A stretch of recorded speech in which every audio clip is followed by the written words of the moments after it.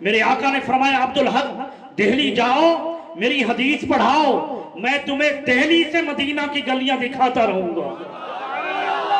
یا رسول اللہ کیسے ہوگا؟ کہاں دہلی کہاں مدینہ؟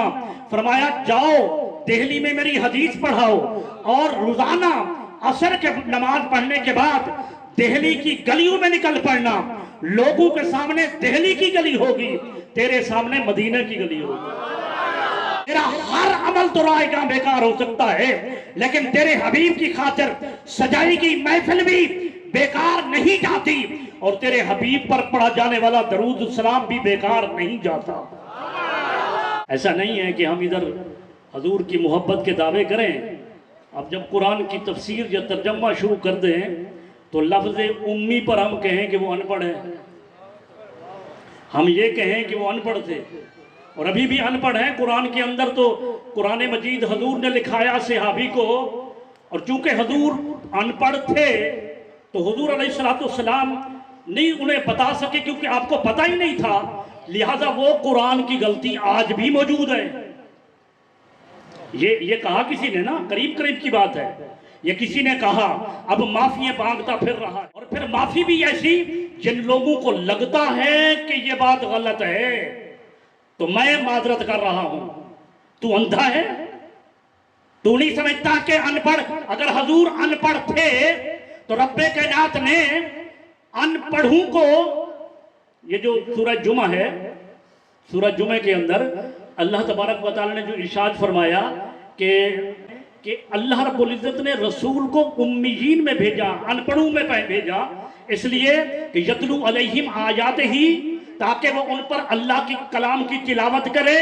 اگر کوئی کہے کہ آیات جبریل بتاتے تھے، بتانے پر پڑھا سنا دیتے تھے، آگے جو علمہم الکتاب کا لفظ جو آیا ہے، کتاب کی تعلیم دیں گے، ارے ہمارا اتنا بھی عقل نہیں کہ ان پڑھوں کو پڑھانے والا کوئی ان پڑھ آتا ہے؟ نہیں، حضور ان پڑھ نہیں، یہ امی کا لفظ جو بڑے بڑے مولویوں کو غلطی ہوتی ہے، امی کا معنی یہ ہے کہ حضور علیہ السلام کا کائنات کے اندر کوئی آپ کا استاد نہیں، آپ کا استاد خود اللہ رب العزت ہے۔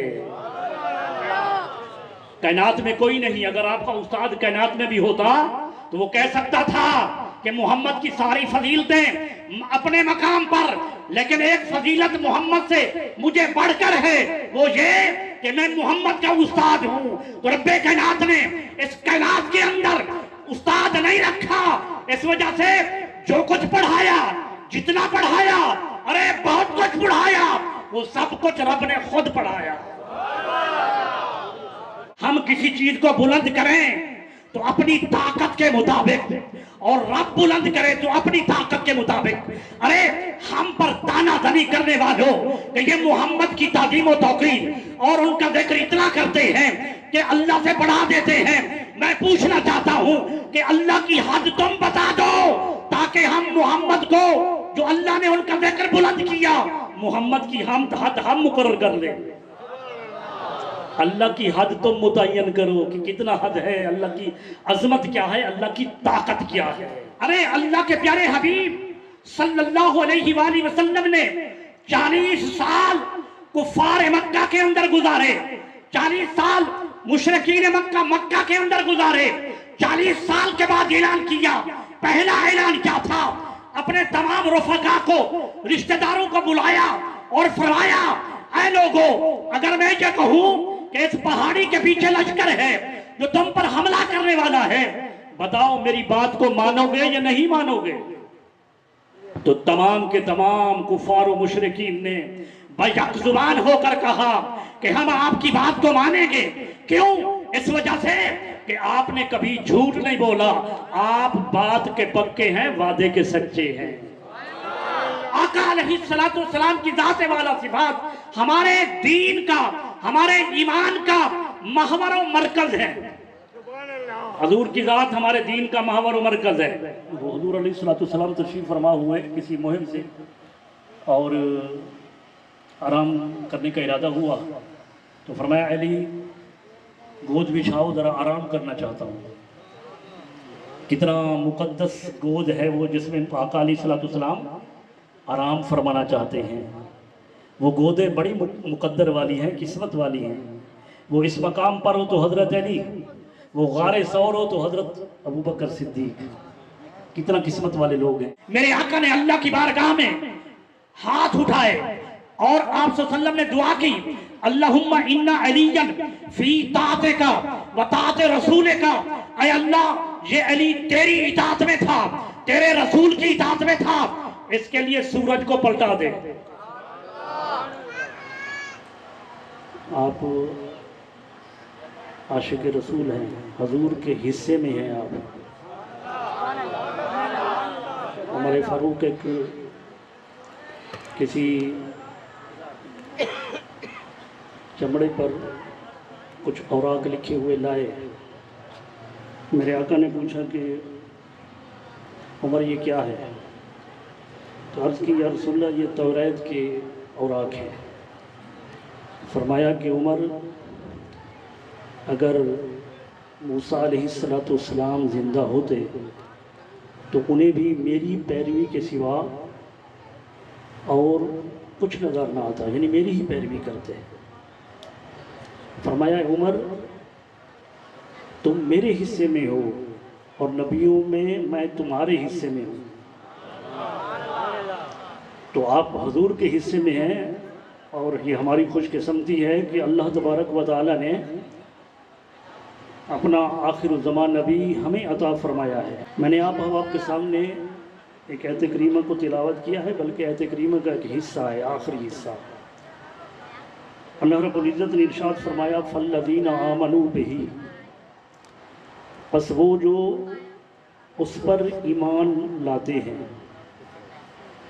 وَعَزَّرُوهُ، اور اس کی بہت زیادہ تعظیم و توقیر کرتے ہیں، وَنَصَرُوهُ، اور اس کی مدد کرتے ہیں، وَاتَّبَعُوا النُّورَ الَّذِي أُنزِلَ مَعَهُ، اور اس نور کی اتباع کرتے ہیں جو اس کے ساتھ نازل ہوا ہے۔ اولئک هم المفلحون، یہی وہ لوگ ہیں جو فلاح پانے والے ہیں۔ اب اللہ رب العزت نے فلاح پانے کا، کامیابی کا ایک نسخہ ارشاد فرمایا ہے، اور ہم تمام چاہتے ہیں نا کہ ہم فلاح پائیں۔ آج ہماری ہر سطح پر امت مصطفیٰ کی یہی حالت ہے کہ ہر جگہ پر امت مصطفیٰ مظلوم ہے، محقور ہے، امت مصطفیٰ پریشان ہے۔ رب کائنات نے اس پریشانی سے چھٹکارے کا ایک نسخہ دیا ہے، مظلومیت سے بچنے کا ایک نسخہ دیا ہے۔ کائنات میں جہاں کہیں بھی ظلم ہو رہا ہے تو مسلمانوں پر ہو رہا ہے۔ اب اس مظلومیت سے بچنے کا، پریشانی سے بچنے کا اللہ رب العزت نے ایک نسخہ عطا فرمایا، اور اس نسخے کے اندر 4 اجزاء ہیں، 4۔ جیسے آپ کسی ڈاکٹر کے پاس جائیں، حکیم کے پاس، ڈاکٹر کے پاس، وہ آپ کو 4 دوائیاں لکھ کر دے اور کہے کہ یہ 4 دوائیاں باقاعدگی کے ساتھ کھاؤ، انشاءاللہ شفا یاب ہو جاؤ گے، اسے تو انشاءاللہ کہنا ہے نا، لیکن یہ نسخہ اللہ دے رہا ہے، یعنی یہ ضرور کامیابی ہے اس کے اندر۔ جو اللہ رب العزت خود نسخہ دے رہا ہے تو اس میں کامیابی ہی کامیابی ہے۔ اس میں سے پہلی بات جو رب کائنات نے ارشاد فرمائی وہ یہ کہ فَالَّذِينَ آمَنُوا بِهِ، وہ جو اس پر ایمان لائے، جنہوں نے ان کی تعظیم و توقیر کی اور انہوں نے ان کی مدد کی، اور جو قرآن ان پر نازل ہوا، ان کے ساتھ نازل ہوا، اس نور کی اتباع کی، اس نور جو ان کے ساتھ نازل ہوا اس کی اتباع کی۔ آگے فرمایا اللہ رب العزت نے کہ یہی لوگ فلاح پانے والے ہیں۔ یہ ایک درس قرآن سمجھ لیجئے، اور اس درس قرآن کو آج ماشاءاللہ मोहतरम फरमान भाई की जो महफिल सजाई है उनके रफ़ाका ने, याकूब भाई ने और उनके जो रफ़ाका हैं, इस महफिल को इसाले सवाब किया है फुरकान भाई ने अपने भाई के नाम, जो पिछले साल हमारी महफिल में मौजूद थे। फिर आज 40वें के हवाले से इस महफिल को इसाले सवाब बनाया, और ये सबसे बेहतरीन इसाले सवाब है। हमारा तो वतीरा तरीका भी यही है, अगर कोई बच्चा पैदा हो, अकीका हो, तो उसमें हजूर की तारीफ।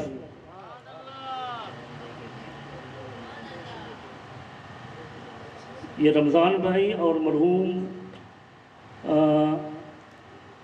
काशिफ भाई की वालदा, उनका भी इंतकाल हुआ। अल्लाह रब्बुल इज़्ज़त इस महफिल पाक के तसद्दुक से उनकी बेहद हिसाब बख्शिश व मग़फ़िरत फरमाए। सुनियो, आपके बेड़े पार हैं। बच्चा पैदा हो, अकीके पर हजूर का मिलाद। अगर हमारा कोई फ़र्द फौत हो जाए तो उनके इसाले सवाब के लिए भी महफिल मिलाद। तो अल्लाह रब्बुल इज़्ज़त की बारगाह में कोई अमल रायगा बेकार हो सकता है, लेकिन हुजूर अलैहिस्सलातु वस्सलाम की विलादत बासआदत की खुशी मनाना और आखिर में दरूद सलाम पढ़ना, ये कभी रायगा बेकार नहीं जाता। ये मेरा अकीदा नहीं है, ये अब्दुल हक मुहद्दिस देहलवी का अकीदा है। आप अखबारुल अखयार के बिल्कुल आखिरी सफ़े पर लिखते हैं कि या अल्लाह, मेरा कोई ऐसा अमल नहीं है जिसे मैं तेरी बारगाह में निजात का सबब समझूं। मेरा कोई ऐसा अमल नहीं। क्या क्या ख्याल है? शेख साहब नमाज नहीं पढ़ते थे, रोज़ा नहीं रखते थे। अरे वो बहुत बड़े आशिक थे। वो दिल्ली छोड़कर मदीना गए थे, यही सोचकर कि अब बकिया जिंदगी मदीने में गुजारूंगा। पहली रात है, इमामुल अंबिया ख्वाब में तशरीफ फरमा हुए। फरमाया, अब्दुल हक दिल्ली जाओ, मेरी हदीस पढ़ाओ। या रसूल अल्लाह, आपका हुक्म सर आंखों पर, लेकिन मैं ये सोच कर आया था कि बकिया जिंदगी मदीना में गुजारूंगा। आपका हुक्म हुआ, मैं ये चला, लेकिन मैं मदीना की गलियां भुला नहीं सकूंगा। मेरे आका ने फरमाया, अब्दुल हक दिल्ली जाओ, मेरी हदीस पढ़ाओ, मैं तुम्हें दिल्ली से मदीना की गलियां दिखाता रहूंगा। या रसूलुल्लाह, कैसे होगा? कहां दिल्ली कहां मदीना? फरमाया, जाओ दिल्ली में मेरी हदीस पढ़ाओ, और रोजाना असर के नमाज पढ़ने के बाद दिल्ली की गलियों में निकल पड़ना। लोगों के सामने दिल्ली की गली होगी, तेरे सामने मदीना की गली होगी। ये वो अब्दुल हक मुहद्दिस देहलवी हैं जो अल्लाह की बारगाह में अर्ज कर रहे हैं, बाली तारा, मेरा कोई अमल ऐसा नहीं जो तेरी बारगाह में पेश करूं और ये समझूं कि मेरी निजात का सबब बन गया, लेकिन या अल्लाह, एक अमल ऐसा करता हूं जो यकीनन तेरी बारगाह में कबूल होता है। वो ये है कि मैं हर साल तेरे प्यारे हबीब का मिलाद बनाता हूं और उस इख्तिताम पर तेरे हबीब पर दुरूद और सलाम पढ़ता हूं। मेरा हर अमल तो रायगा बेकार हो सकता है, लेकिन तेरे हबीब की खातिर सजाई की महफिल भी बेकार नहीं जाती, और तेरे हबीब पर पढ़ा जाने वाला दरूद सलाम भी बेकार नहीं जाता। तो लिहाजा ये घाटे का सौदा नहीं है। इसाले सवाब के लिए जो मोहतरम फरमान भाई ने किया, ये अजीम इसाले सवाब की महफिल है। मैं अर्ज ये कर रहा था कि अल्लाह रब्बुल इज़्ज़त ने नुस्खा बताया है फलाह का। अल्लाह रब्बुल इज़्ज़त ने हमारी कामयाबी का नुस्खा बताया है। जब अल्लाह रब्बुल इज़्ज़त हमें खुद नुस्खा बता रहा है, तो हमें चाहिए कि हम उन पर अमल करें। रब्बे कायनात ने 4 चीजें बताई, लेकिन अजीजा ने गिरामी कद्र, आपने तर्जमे के अंदर सुना। एक बात बताई कि उस पर ईमान लाओ, एक बात बताई कि उसकी मदद करो, एक बात बताई कि उसकी ताज़ीम व तौक़ीर हद से बढ़कर करो, और एक बात बताई कि जो उनके पर कुरान नाज़िल हुआ उसकी इत्तिबा करो। ये 4 चीजें रब्बे कायनात ने हमारे लिए कामयाबी का नुस्खा बताया है। लेकिन शूमी किस्मत आज हमारी 14वीं सदी के साथ हमारा ताल्लुक है। हमने इन 4 चीजों में से किसी को अपनाया, काइयों को छोड़ दिया। अब इसकी तफसीर में जाने के लिए मुझे काफी वक्त चाहिए, लेकिन आहिस्ता आहिस्ता चंद बातें आप अहबाब के सामने गुजारिश करूंगा कि इन 4 चीजों में से रब्बे कायनात ने جو ہمیں حکم فرمایا ہے وہ پہلی بات ارشاد فرمائی کہ فَالَّذِينَ آمَنُوا بِهِ۔ اچھا یہاں پر علماء کرام موجود ہیں، ان سے معذرت، میں انہیں تو سبق سنا رہا ہوں۔ علماء کرام میرے سر کا تاج ہیں، مفتیان کرام، مشایخ عظام، یہاں پر آپ کہیں گے کہ محمد کا نام تو نہیں آیا، یہاں پر ہو ضمیر حضور علیہ السلام کی طرف ہے۔ جب یہ آیت کریمہ شروع ہوتی ہے نا، یہ سورہ آراف کی آیت نمبر تقریباً 157 ہے، تو جو جہاں سے شروع ہوتی ہے وہاں سے اللہ رب العزت نے وہاں پر ارشاد فرمایا کہ الذین یتبعون الرسول النبی الامی، یہاں سے یہ شروع ہو رہی ہے اور ختم اس بات پر۔ میں نے یہ پہلا ٹکڑا پڑھا اور آخری حصہ اس کا پڑھا۔ رب کائنات نے 4 چیزیں گنوائیں، اور جب رسول نبی امی کا لفظ ارشاد فرمایا تو آخر میں جو 4 چیزوں کے ساتھ ہو ضمیر آ رہی ہے یا ہی ضمیر آ رہی ہے، ان تمام ضمیروں کا مرجع اللہ تبارک و تعالیٰ کا حبیب ہے، اللہ کا حبیب۔ اب یہاں پر ایک بات اور بھی آپ کو سمجھ آئے گی کہ آپ علماء کرام کی زبانی سنتے ہیں کہ حضور کی ذات والا صفات ہمارے ایمان کا محور و مرکز ہے۔ اب محور و مرکز کیسے ہے کہ ان 4 چیزوں کو رب کائنات نے ایمان کی نسبت کی تو مصطفیٰ کی طرف، اور تعظیم و توقیر کی نسبت کی تو مصطفیٰ کی طرف، مشن دین اسلام کی اللہ تبارک و تعالیٰ نے اگر نسبت کی تو حضور کی طرف، قرآن کے اتباع کی نسبت کی تو رب کائنات نے حضور کی طرف کی۔ پتہ چلا آقا علیہ السلام کی ذات والا صفات ہمارے دین کا، ہمارے ایمان کا محور و مرکز ہے۔ حضور کی ذات ہمارے دین کا محور و مرکز ہے۔ اب اس کو سنتے آئیے کہ رب کائنات نے یہاں پہلے لفظ کے اندر ارشاد فرمایا فَالَّذِينَ آمَنُوا بِهِ، بس وہ لوگ جو اس پر ایمان لائے۔ اب دیکھیں کہ ایمان پہلے اللہ پر ہوتا ہے یا رسول پر؟ جب آپ کلمہ پڑھتے ہیں، کلمہ طیبہ لا الہ الا اللہ محمد رسول اللہ، تو پہلے تو اللہ کا نام آتا ہے۔ اگر آپ کلمہ شہادت پڑھتے ہیں اشہد اللہ الہ الا اللہ وحدہ لا شریک لہ، تو پہلے تو اللہ کا نام آتا ہے۔ لیکن عزیزان گرامی قدر، یہاں رب کائنات نے فرمایا جو اس پر ایمان لاتے ہیں، تو مصطفیٰ پر ایمان لانا اس قدر بے حد ضروری ہے کہ اگر مصطفیٰ پر ایمان نہیں تو اللہ کو بھی مانتے پھرو، قیامت کو بھی مانتے پھرو، آخرت کو مانتے پھرو، ایمان مفصل ہو یا مجمل، اگر اللہ کے رسول پر ایمان نہیں تو سب بیکار رائے گاہ ہے۔ اور ویسے بھی ہمارا طریقہ کار کیا ہوتا ہے کہ ہم پہلے خبر کو مانتے ہیں، مخبر کو بعد، ہم پہلے مخبر کو مانتے ہیں، خبر کو بعد میں مانتے ہیں۔ یہاں پر کوئی شخص کھڑا ہو جائے اور وہ کہے کہ معاذ اللہ وہ ادھر کوئی بم دھماکہ ہو گیا ہے، فور کے چرن، اللہ نہ گھر مثال دے رہا ہوں، تو کیا آپ وہ شخص جو کہے گا آپ اس کی بات کو مان لیں گے؟ نہیں، آپ اس شخص کو دیکھیں گے کہ جھوٹا تو نہیں ہے، یہ فتنہ پرور تو نہیں ہے، یہ لوگوں کے اندر یہ انتشار پھیلانے والا تو نہیں۔ ارے اللہ کے پیارے حبیب صلی اللہ علیہ وآلہ وسلم نے 40 سال کفار مکہ کے اندر گزارے، 40 سال مشرکین مکہ کے اندر گزارے، 40 سال کے بعد اعلان کیا۔ پہلا اعلان کیا تھا؟ اپنے تمام رفقا کو، رشتہ داروں کو بلایا اور فرمایا اے لوگو، اگر میں یہ کہوں کہ اس پہاڑی کے پیچھے لشکر ہے جو تم پر حملہ کرنے والا ہے، بتاؤ میری بات کو مانو گے یا نہیں مانو گے؟ تو تمام کے تمام کفار و مشرکین نے بیک زبان ہو کر کہا کہ ہم آپ کی بات کو مانیں گے۔ کیوں؟ اس وجہ سے کہ آپ نے کبھی جھوٹ نہیں بولا، آپ بات کے پکے ہیں، وعدے کے سچے ہیں۔ تو عزیزان گرامی قدر، اللہ تبارک و تعالیٰ نے اپنے حبیب کو 40 سال کفار مکہ کے اندر اس وجہ سے 40 سال بتائے تاکہ انہیں پتہ چلے کہ جب میری خبر دیں کہ اللہ وحدہ لا شریک ہے تو انہیں اس بات پر یقین آ جائے۔ تو میرے آقا نے فرمایا لوگو اگر میرے کہنے پر یہ مانتے ہو کہ اس پہاڑی کے پیچھے لشکر ہے جو تم پر حملہ کرنے والا ہے تو میرے کہنے پر یہ بھی مان لو کہ اللہ وحدہ لا شریک ہے، اللہ قادر مطلق ہے، وہ علی کل شیء قدیر ہے۔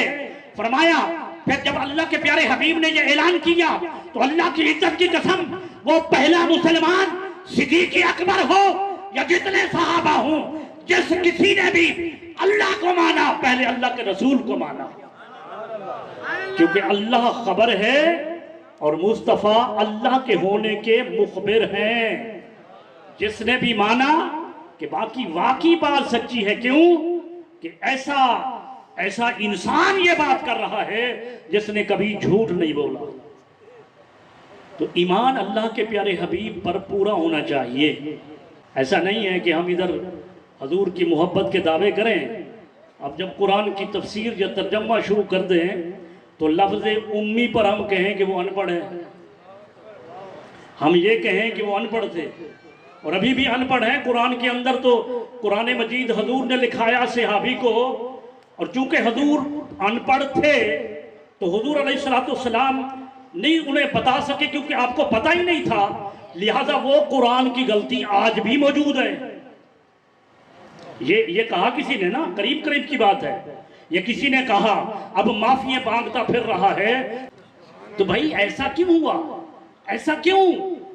اور پھر معافی بھی ایسی جن لوگوں کو لگتا ہے کہ یہ بات غلط ہے تو میں معذرت کر رہا ہوں۔ تو اندھا ہے؟ تو نہیں سمجھتا کہ ان پڑھ؟ اگر حضور ان پڑھ تھے تو رب کائنات نے ان پڑھوں کو، یہ جو سورہ جمعہ ہے، سورہ جمعہ کے اندر اللہ تبارک و تعالی نے جو ارشاد فرمایا کہ اللہ رب العزت نے رسول کو امیین میں بھیجا، ان پڑھوں میں بھیجا، اس لیے کہ یتلو علیہم آیات ہی، تاکہ وہ ان پر اللہ کی کلام کی تلاوت کرے۔ اگر کوئی کہے کہ آیات جبریل بتاتے تھے، بتانے پر پڑھا سنا دیتے تھے، آگے جو علمہم الکتاب کا لفظ جو آیا ہے کتاب کی تعلیم دیں گے، ارے ہمارا اتنا بھی عقل نہیں کہ ان پڑھوں کو پڑھانے والا کوئی ان پڑھ آتا ہے؟ کبھی دیکھا آپ نے جو ان پڑھ ہوں اور ان کو پڑھانے کے لیے کوئی ان پڑھا جائے؟ نہیں، حضور ان پڑھ نہیں۔ یہ امی کا لفظ جو بڑے بڑے مولویوں کو غلطی ہوتی ہے، امی کا معنی یہ ہے کہ حضور علیہ السلام کا کائنات کے اندر کوئی آپ کا استاد نہیں، آپ کا استاد خود اللہ رب العزت ہے۔ کائنات میں کوئی نہیں۔ اگر آپ کا استاد کائنات میں بھی ہوتا تو وہ کہہ سکتا تھا کہ محمد کی ساری فضیلتیں اپنے مقام پر، لیکن ایک فضیلت محمد سے مجھے بڑھ کر ہے، وہ یہ کہ میں محمد کا استاد ہوں۔ تو رب کائنات نے اس کائنات کے اندر استاد نہیں رکھا، اس وجہ سے جو کچھ پڑھایا، جتنا پڑھایا، ارے بہت کچھ پڑھایا، وہ سب کچھ رب نے خود پڑھایا، خود پڑھایا ہے۔ اور ایسا پڑھایا ہے ہم بھول جاتے ہیں نا، ہم پڑھے نا، یہ میٹرک ایف بی اے کر لیا، سابقہ ہمیں کتابیں یاد ہیں کیا؟ ہم جو کچھ پڑھیں بھول جاتے ہیں، جو کچھ پڑھیں بھول جاتے ہیں، لیکن رب کائنات نے اپنے حبیب کو جو پڑھایا، فرمایا اے حبیب ہم آپ کو ایسا پڑھائیں گے فلا تنسا، آپ کبھی نہیں بھولیں گے، ایسا پڑھایا۔ اور پڑھانے والا اللہ ہے۔ طالب علم ناکام کیوں ہوتا ہے؟ طالب علم کا ناکام اس وجہ سے ہوتا ہے کہ ایک وجہ ناکامی کی یہ ہے کہ وہ غبی ہوتا ہے، ذہن کند ہوتا ہے۔ جو استاد جتنا بھی قابل ہو استاد پڑھائے لیکن پڑھ نہیں سکتا، اس لیے کہ ذہن کا کند ہے۔ دوسری وجہ یہ ہے کہ استاد تھوڑا غصے والا ہے، مارتا ہے، بچہ ذہین ہے، لیکن استاد جب موٹی موٹی آنکھیں دکھاتا ہے، ساتھ ڈنڈا بھی رکھا ہے، شاگرد جو کچھ پڑھتا ہے بھول جاتا ہے۔ ارے یہاں پر دیکھو، شاگرد محمد مصطفیٰ کی ذات ہے اور استاد اللہ کی ذات ہے۔ باری تعالیٰ تیری شان جباریت بھی ہے، قہاریت بھی ہے، لیکن جب تو نے اپنے حبیب کو پڑھایا تو मुक़द्दस शान में पढ़ाया, क्या जबारियत कहारियत की शान में तो नहीं पढ़ाया। फरमाया नहीं, अर्रहमान अल्लमल कुरान, मैंने अपने हबीब को कुरान पढ़ाया, रहमानियत की लोरियां देकर पढ़ाया है, रहमान बनकर पढ़ाया है। तो न पढ़ाने वाले में कमी न पढ़ने वाले में कमी। तो लिहाजा अजीज़ान गिरामी कदर, मैं दूसरी लाइन पर चला गया। जो बात करना चाह रहा था वो ये कि रब्बे कायनात ने फरमाया कि उस पर ईमान लाओ। दूसरी बात मैंने की वह ज़रूर और उसकी ताज़ीम व तौक़ीर करो, लेकिन एक दफ़ा मैंने माना मेरे निस्र कर दिया कि हद से बढ़कर करो, नबी की ताज़ीम हद से बढ़कर करो। किसकी हद? हमारी हद, हमारी हद। उसका जवाब उलमा कराम दे गए, वरफ़अना लका ज़िक्रक, इसलिए कि अल्लाह तबारक व तआला ने अपने हबीब की शान को अपनी ताकत के मुताबिक बढ़ाया है। एक मेरी ताकत है, ये मेरे सामने पर्चा है ना, मैं इसको यूं बुलंद कर रहा हूँ, ये मेरी ताकत है ना, इतना बैठा हूँ कुर्सी पर, अगर खड़ा हो जाऊँ तो मजीद जितना कुर्सी से उठूंगा उतना उतना बुलंद करूंगा, ये मेरी ताकत है। और एक ताकत है रब्बे कायनात की, अल्लाह रब्बुल इज़्ज़त की ताकत है।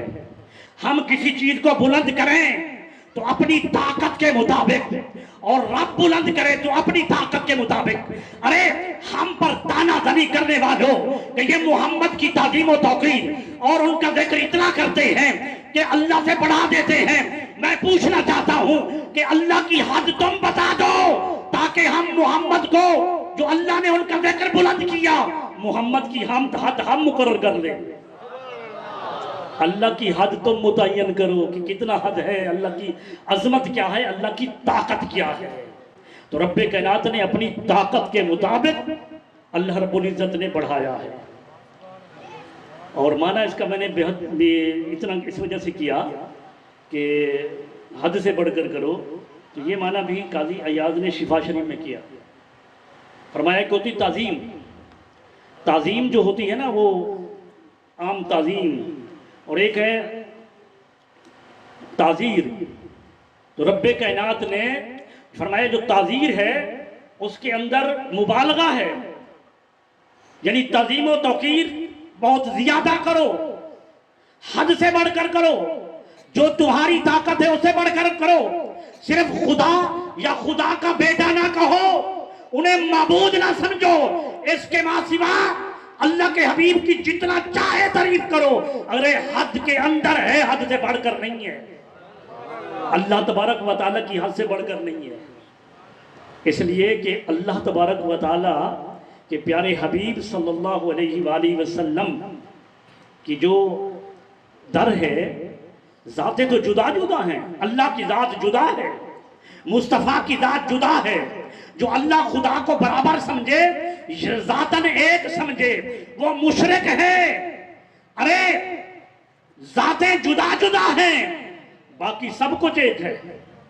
अब मेरे पास वक्त नहीं कि मैं उस पर कुरान से गुफ्तगू करूं कि रब्बे कायनात ने अपने साथ जोड़ा है हर उस बात को, निस्बत दी अपने हबीब को कुरान के अंदर। हजूर सल्लल्लाहु अलैहि वसल्लम का मारना अल्लाह का मारना, वमा रमैता इज़ रमैता वलाकिन्नल्लाह रमा। ऐ हबीब, जो आपने कंकरियां मारी वो आपने नहीं मारी, वो तो अल्लाह ने मारी। किसने मारी थी? हजूर ने मारी थी ना, काफिरों को अंधा करने के लिए मुट्ठी भर मारी थी। तो अल्लाह फरमाता है नहीं, वो आपने नहीं मारी, वो तो हमने मारी है। अगर बैयत रिज़वान के अंदर बैयत होती है तो रब्बे कायनात फरमाता है इन्नल्लज़ीना युबायिऊनका इन्नमा युबायिऊनल्लाह। ऐ हबीब, ये जो आपके हाथ पर बैयत कर रहे हैं, ये आपके हाथ पर बैयत नहीं बल्कि अल्लाह के हाथ पर बैयत कर रहे हैं। यदुल्लाहि फौका ऐदीहिम, इनके हाथों पर अल्लाह का हाथ है। ये एक आध आयत नहीं है, फिर वो उधर से मजबूर, उधर से फिर वक्त खत्म हो जाएगा। ये दर्जनों आयतें हैं जिसके अंदर रब्बे कायनात ने अपने फेल को अपने हबीब का फेल करार दिया है, अपने हबीब के फेल को अपना फेल करार दिया है। तो रब्बे कायनात ने फरमाया कि उसकी ताज़ीम व तौक़ीर करो। देखे ना कि वो रब होकर वो कहता है कि उसकी ताज़ीम व तौक़ीर जो तुम्हारी हद है उससे बढ़कर करो, इसलिए कि वो जब बुलाता है ना लोगों को, वो अपने हबीब से फरमाता है, फरमाता है हबीब ادعو الی سبیل ربک، آپ انہیں اپنے رب کے راستے کی طرف بلائیے۔ یا اللہ، یہ آپ اپنے رب کے راستے کی طرف بلائیے، آپ انہیں یہ فرما دیں کہ ادعو الی سبیل اللہ، آپ انہیں اللہ کے راستے کی طرف بلائیے۔ ادعو الی سبیل ربہم، اے حبیب آپ انہیں ان کے رب کی راستے کی طرف بلائیے۔ رب کائنات یہ نہیں فرماتا، حالانکہ جس طرح وہ مصطفیٰ کا رب ہے اسی طرح وہ ہمارا رب ہے، آپ کا رب ہے، اور تمام کائنات میں ہر چیز کا رب ہے۔ لیکن جب وہ اپنی نسبت کرتا ہے تو وہ نسبت اپنے رب ہونے کی وہ کسی ایرے غیرے کی طرف نہیں کرتا، بلکہ فرماتے ہیں حبیب ادعو الی سبیل ربک، اے حبیب اپنے رب کی طرف بلائیے۔ اور پھر جب وہ کسی فیصلے پر بات آتی ہے، فلا وربک، آپ کے رب کی قسم، آپ کے رب کی قسم، تو کیا وہ رب دوسروں کا نہیں ہے؟ تمام چیزوں کو رب کائنات نے اپنے حبیب کی نسبتوں کو اپنے ساتھ جوڑا۔ ارے سورہ اخلاص کو ہی دیکھ لیجئے، سورہ اخلاص، اس کا نام دوسرا نام ہے سورہ توحید۔ فرمایا قل هو اللہ احد، یہ سورہ توحید ہے۔ توحید کا معنی ہوتا ہے اللہ کی وحدانیت کو بیان کرنا۔ لیکن آپ پوچھیں نا علماء کرام سے، یہ تشریف فرما ہے کہ اس کا جو پہلا لفظ ہے کیا وہ کلمہ توحید ہے؟ قل، یہ لفظ قل کلمہ توحید نہیں، یہ کلمہ رسالت ہے۔ اللہ رب العزت جب اپنی وحدانیت کا حکم دیتا ہے، اللہ رب العزت جب لوگوں کو بتانا چاہتا ہے کہ میں وحدہ لا شریک ہوں، تو رب کائنات خود نہیں بتاتا، حالانکہ وہ قادر مطلق ہے۔ وہ چاہے تو رات کو فرشتہ بھیج کر ایک پرچہ دے کر ہمارے سرہانے کے اندر نیچے رکھ دے، جب ہم صبح اٹھیں پرچہ ملے اور اس پر لکھا ہوا ہو کہ اللہ ایک ہے۔ وہ ایسا کر سکتا ہے کہ نہیں؟ وہ ایسا کر سکتا ہے۔ وہ اگر یہ بھی نہ کرے، پرچہ بھی نہ بھیجے، اگر وہ کائنات کو لفظ کن فرما کر پیدا کر سکتا ہے، تو ہمارے دلوں کو القاء کر کے، دلوں پر اثر کر کے، کیا وہ اپنی وحدانیت کو نہیں منوا سکتا؟ منوا سکتا ہے، لیکن نہیں منواتا۔ جب وحدانیت کی بات کرتا ہے تو فرماتا ہے قل هو اللہ احد، اے حبیب آپ کہو کہ وہ اللہ ایک ہے، وہ اللہ ایک ہے، آپ کہو۔ اچھا یہاں پر ایک بات ہے، محبت کی بات ہے، سمجھانے کی بات ہے کہ وہ رب ہے نا قادر مطلق ہے، جب وہ قادر مطلق علی کل شیء قدیر ہو کر وہ ایرے غیرے کے ساتھ گفتگو نہیں کرتا، اللہ تعالیٰ جس سے گفتگو کر دے وہ نبی ہو جاتا ہے، چاہے وہ پس پردہ کرے، چاہے وہ فرشتے کو بھیج کر کرے، چاہے معراج پر مصطفیٰ کو آمنے سامنے بٹھا کر کرے۔ جتنے بھی طریقے ہیں اللہ کے گفتگو کرنے کے، اللہ ہر ایرے غیرے سے گفتگو نہیں کرتا، اس لیے کہ ہمارے اور اللہ تبارک و تعالیٰ کے درمیان کوئی مماثلت ہی نہیں، ہم اسفل ہیں وہ اعلیٰ ہے، لہذا وہ ہمارے ساتھ گفتگو بھی نہیں کرتا۔ تو جب وہ ہمارے ساتھ رب ہو کر، قادر مطلق ہو کر گفتگو نہیں کرتا، تو ہماری جرت کیسے ہوئی کہ ہم وسیلہ مصطفیٰ کے بغیر ڈائریکٹ ان کے ساتھ گفتگو کریں؟ وہ رب ہو کر وسیلہ مصطفیٰ کے بغیر وہ ہمارے ساتھ کلام نہیں کرتا، تو لہذا ہر ایرا غیرہ بھی وسیلہ مصطفیٰ کے بغیر ڈائریکٹ گفتگو اللہ سے وہ سنتا ہے اللہ تبارک و تعالی۔ لیکن جب وسیلے کی بات آتی ہے اور لوگ اس پر 1.5-2 من کے فتوے لگا دیتے ہیں، اس بات کو سمجھا رہا ہوں کہ اللہ کی ذات قادر مطلق ہو کر، علی کل شیء قدیر ہو کر، وہ جب ڈائریکٹ ہمارے ساتھ گفتگو نہیں کرتا تو یہ سمجھانا چاہتا ہے کہ میں قادر مطلق ہو کر جب تمہارے ساتھ ڈائریکٹ بات نہیں کرتا تو تمہاری جرت کیسے ہوئی کہ میرے حبیب کے وسیلے کو چھوڑ کر ڈائریکٹ میرے ساتھ کلام کرو؟ تو رب کائنات نے دیکھا نا کہ کس طرح جو ہے نا وہ جوڑا ہے۔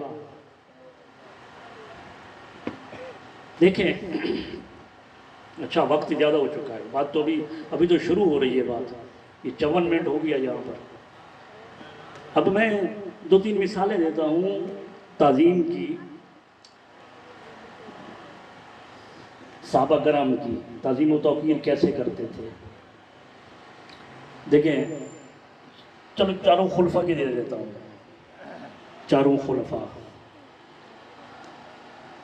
حضرت علی رضی اللہ عنہ چوتھے خلیفہ ہیں۔ حضرت علی رضی اللہ شروع کرتا ہوں پھر اوپر کی طرف جاتے ہیں۔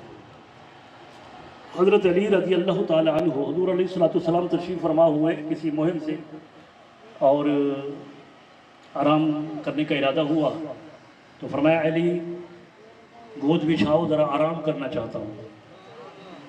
کتنا مقدس گود ہے وہ جس میں آقا علیہ السلام آرام فرمانا چاہتے ہیں۔ وہ گودیں بڑی مقدر والی ہیں، قسمت والی ہیں۔ وہ اس مقام پر ہو تو حضرت علی، وہ غار ثور ہو تو حضرت ابوبکر صدیق، کتنا قسمت والے لوگ ہیں۔ آقا علیہ السلام آرام فرما ہوئے، عصر کی نماز پڑھ لی تھی، حضرت علی نے نہیں پڑھی تھی۔ اب ادھر نماز چونکہ قضا ہو رہی تھی، سورج غروب ہو رہا تھا، تو کیا خیال ہے حضرت علی کو کھنگور مار کر کوئی کھانسی واسی کا وہ کر کے تاکہ محمد مصطفیٰ علیہ السلام جاگ جائیں اور میں نماز ادا کر لوں، یا وہ گود میں تھے تو کسی طرف سے اپنے پاؤں کو، اپنی اس ٹانگ مبارک کو جو ہے وہ ہلاوا دے کر تاکہ آقا علیہ السلام جاگ جائیں، لیکن نہیں، ایسا نہیں کیا۔ اس وجہ سے کہ وہ جانتے تھے کہ آقا علیہ السلام کیا سر اقدس ان کی گود میں تھا، لیکن نماز کی اہمیت کو بھی جانتے تھے۔ ادھر سورج غروب ہوا، سورج غروب ہو گیا، آقا علیہ السلام کی چشمان مقدس کھلی، حضرت علی کی آنکھوں سے آنسو جاری۔ ہماری طرح تو نہیں تھے نا، کئی نمازیں ہڑپ کر بیٹھے، کھا بیٹھے، پتہ ہی نہیں ہے، پتہ ہی نہیں ہے۔ ایک نماز قضا ہوئے ہے، زارو قدار رو رہے، فرمایا علی کیوں روتے ہو؟ عرض کی یا رسول اللہ کی نماز قضا ہو گئی ہے، تو کیا خیال ہے؟ آپشن تو موجود تھا نا کہ قضا پڑھ لو، ہمارے لیے آپشن موجود ہے، تو حضور کے سر وہ ہر امت کے لیے تھا، حضرت علی کے لیے بھی تھا، لیکن میرے آقا صلی اللہ علیہ وسلم نے حضرت علی کو قضا نماز نہیں پڑھائی۔ میرے آقا نے اللہ کی بارگاہ میں ہاتھ اٹھائے اور آپ صلی اللہ علیہ وسلم نے دعا کی، اللہم انا علیًا فی طاعتک و طاعت رسولک، اے اللہ یہ علی تیری اطاعت میں تھا، تیرے رسول کی اطاعت میں تھا، اس کے لیے سورج کو پلٹا دے۔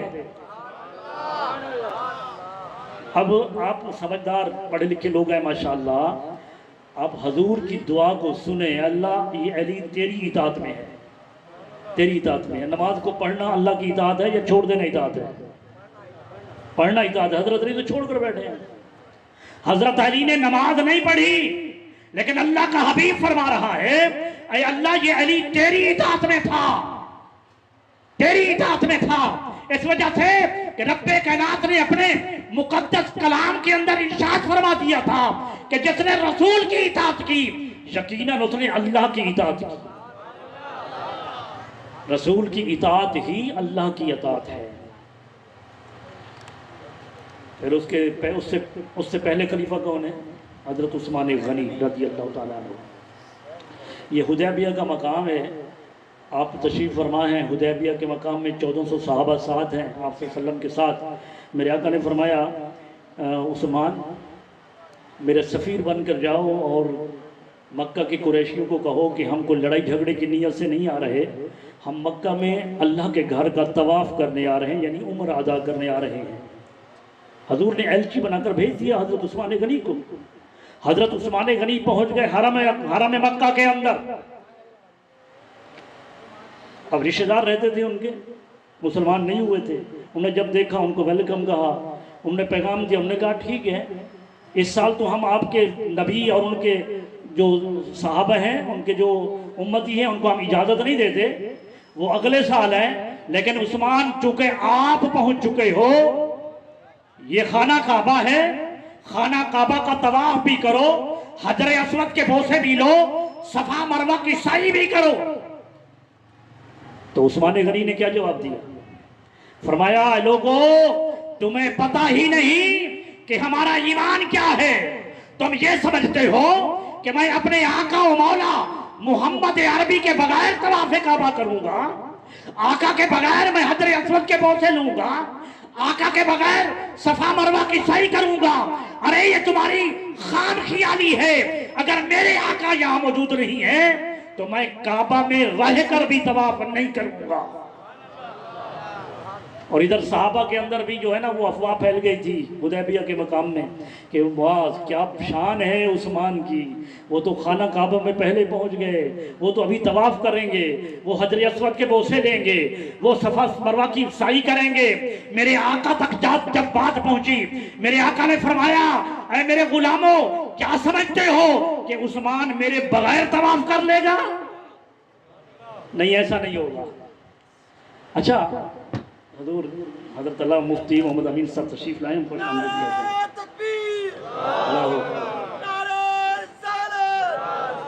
تو عزیزان گرامی قدر کیا کوئی سی قرآن کے اندر جو جتنا قرآن نازل ہو چکا تھا، کیا اس قرآن کے اندر آیا تھا کہ عثمان جب تم حضور کے نبی کے بغیر خانہ کعبہ میں جاؤ تو طواف نہیں کرنا، حجر اسود کی بوسے نہیں لینے، صفا مروہ کی صحیح نہیں کرنا؟ کیا ایسا حکم کوئی قرآن میں آیا تھا، منع تھا؟ نہیں تھا۔ کیا حضور نے فرمایا تھا عثمان میرے بغیر طواف نہیں کرنا؟ ارے نہ اللہ نے فرمایا تھا نہ رسول نے فرمایا تھا، وہ حقیقتاً حضور کے غلام تھے، خانہ کعبہ کے اندر بھی پہنچ کر اللہ کے حبیب کے بغیر نہ طواف کیا نہ سعی کی۔ یہ ادب و احترام، تعظیم و توقیر تھی مصطفیٰ۔ اور ہمارے فاروق رضی اللہ تعالیٰ عنہ وہ یہی خانہ کعبہ ہے، آپ تشریف فرما ہوئے حجر اسود کے پاس اور خطاب کیا، مخاطب ہوئے ان سے، فرمایا حجر اسود میں جانتا ہوں نہ میرا نفع تیرے ہاتھ میں ہے نہ میرا نقصان تیرے ہاتھ میں ہے، میرے نفع نقصان کا تو مالک نہیں ہے، تو ایک پتھر ہے، چاہے تو جنت سے کیوں نہیں آیا لیکن میں تیرے بوسے لیتا ہوں اس وجہ سے کہ تجھے محمد عربی نے چوما ہے۔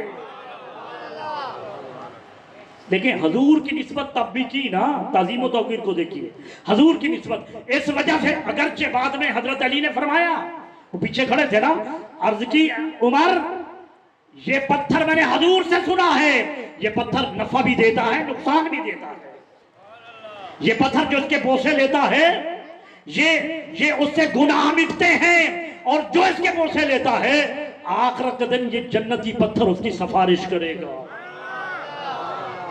لیکن جہاں تک بات آتی ہے عمر فاروق کی نسبت مصطفیٰ، آپ بیان کرتے ہیں کہ میں اے پتھر تجھے اس وجہ سے چومتا ہوں کہ تیرے بوسے محمد عربی نے لیے ہیں، اگر مصطفیٰ نے نہ چوما ہوتا تو عمر تجھے کبھی نہ چومتا۔ آخری بات، اور خلیفہ بلا فصل سیدنا حضرت ابو بکر صدیق رضی اللہ تعالیٰ عنہ، بخاری شریف کی حدیث، حضور علیہ السلام ایک قبیلے کا جھگڑا چکانے کے لیے تشریف لے گئے، اور آقا علیہ السلام جب جلوہ گر نہیں ہوتے تھے مسجد نبوی میں تو آپ کی غیر موجودگی میں مصلی کا وارث ابو بکر ہوتا تھا۔ حضور علیہ السلام نے اجازت دے رکھی تھی، اور بالخصوص حالت علالت کے اندر، جس بیماری کے اندر میرے آقا کا وصال ہوا اس کے اندر تو میرے آقا نے حکم فرما کر حضرت ابو بکر کو اپنے مصلی کا وارث بنا دیا۔ لوگ خلافت کی بات کرتے ہیں، ارے ظاہری خلافت کو رب کائنات کے پیارے حبیب نے ابو بکر کے سپرد کر دیا۔ میرے آقا تشریف فرما ہوئے، ابو بکر صدیق نماز پڑھا رہے تھے، اب نماز پڑھا رہے ہیں، نماز شروع ہے، اور آقا علیہ السلام تشریف فرما ہوئے، مثلا وہ جیسے وہ بھائی کھڑا ہے، امام وہاں کھڑا ہے اور پیچھے کیوں صفیں بنی ہیں، پیچھے صفیں بنی ہیں اور امام وہاں کھڑا ہے، کعبہ میرے طرف میرے خیال میں ادھر ہی ہے نا، تو جو ہے نا اس طرف ہے، اچھا چلو مدر اس طرف جو ہے امام کھڑا ہے اور پیچھے یہ صفیں بنی ہیں، اور میرے آقا صلی اللہ علیہ وآلہ وسلم پیچھے تشریف لے آئے، تو میرے آقا صلی اللہ علیہ وآلہ وسلم پیچھے ٹھہرے نہیں، انہوں نے پہلی صف جو صفوں کے اعتبار سے آخری صف تھی اور حضور کے گزرنے کے حوالے سے پہلی صف تھی، میرے آقا نے اس صف کو چیرا، یعنی اس سے گزرے۔ جب گزرے تو ان صحابہ نے حضور کو دیکھا جو آخری صف میں تھے، حضور کو دیکھا اور دیکھ کر اپنے ہاتھوں پر ہاتھ مارے۔ یہ یوں ہاتھ باندھے تھے نا، تو یوں ہاتھ باندھے اپنے الٹے ہاتھ پر سیدھا ہاتھ مارا، یعنی تالیاں بجائیں۔ ایک نے نہیں، تالیوں کا شور ہوا، جنہوں نے دیکھا تمام نے تالیاں بجائیں۔ پھر آقا اگلی صف میں گئے، ان صف والوں نے تالیاں بجائیں۔ جو آقا گزرتے گئے صحابہ کرام تالیاں بجاتے رہے، الغرض تالیوں کا شور بچ گیا۔ اس اثناء میں میرے آقا ابو بکر کے پیچھے پہنچ گئے، اور ابو بکر صدیق رضی اللہ تعالیٰ عنہ انہوں نے جب دیکھا کہ یہ غیر معمولی حرکت، تالیوں کا شور، یہ سوائے امام الانبیاء صلی اللہ علیہ وسلم کی آمد کے اور کچھ نہیں ہو سکتا، انہوں نے یوں مڑ کر دیکھا تو پیچھے آقا علیہ السلام تشریف فرما تھے۔ حضور صلی اللہ علیہ وسلم تشریف فرما ہے۔ اب انہوں نے مصلی چھوڑنا چاہا۔ جب مصلی چھوڑ رہے تھے میرے آقا نے فرمایا ابو بکر مصلی پر قائم رہو، نماز پڑھاؤ، نماز پڑھاؤ۔ اس اثناء کے اندر ابو بکر نے اللہ کی بارگاہ میں ہاتھ اٹھا دیے، باری تعالیٰ تیرے حبیب نے مجھے اس قابل سمجھا تبھی تو نماز پڑھانے کا حکم دیا۔ یا اللہ تیرا شکر ہے، تیرا شکر ہے۔ شکر ادا کرنے کے بعد مصلی پر نہیں ٹھہرے، واپس پلٹ آئے، امام الانبیاء مصلی پر تشریف فرما ہوئے، نماز پڑھائی۔ نماز ختم ہونے کے بعد جب نظر کرم مڑ کر آپ بیٹھے، نظر کرم نمازیوں پر کی تو مخاطب ہوئے ابو بکر سے، اے ابو بکر جب میں نے حکم فرمایا تھا کہ مصلی پر قائم رہو، نماز پڑھاؤ، میرے کہنے کے باوجود واپس کیوں پلٹ آئے؟ میں نے کہا واپس پلٹ آئے۔ اور ہم کہتے ہیں نا کہ الامر فوق الادب، حکم جو ہے وہ ادب پر فوقیت رکھتا ہے۔ اللہ کے پیارے حبیب حکم فرما رہے ہیں، ابو بکر مصلی پر نہیں ٹھہر رہے، واپس پلٹ رہے ہیں۔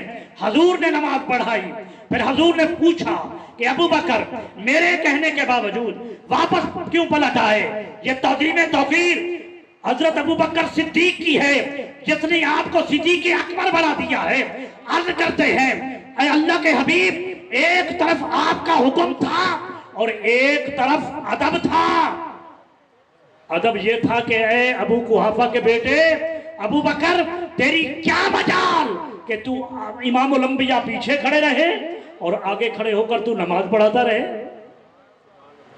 حضور صلی اللہ علیہ وسلم کے حکم کے باوجود ادب کو ملحوظ نظر رکھ کر آپ واپس پلٹ آئے۔ میرے آقا نے پھر صحابہ کرام سے فرمایا کہ یہ جو تالیاں بجاتے ہو نا، تالیاں یعنی نہیں بجایا کرو، یہ عورتوں کے لیے ابھی حکم باقی ہے۔ فرمایا اگر یہ کوئی معاملہ عورتوں کے ساتھ ہو تو وہ ہاتھوں پر ہاتھ ماریں، تمہارے لیے یہ حکم ہے کہ تم تسبیح کا کوئی کلمہ کہا کرو، اللہ اکبر، سبحان اللہ، اس طرح کا کلمہ کہا کرو۔ تو عزیزان گرامی قدر،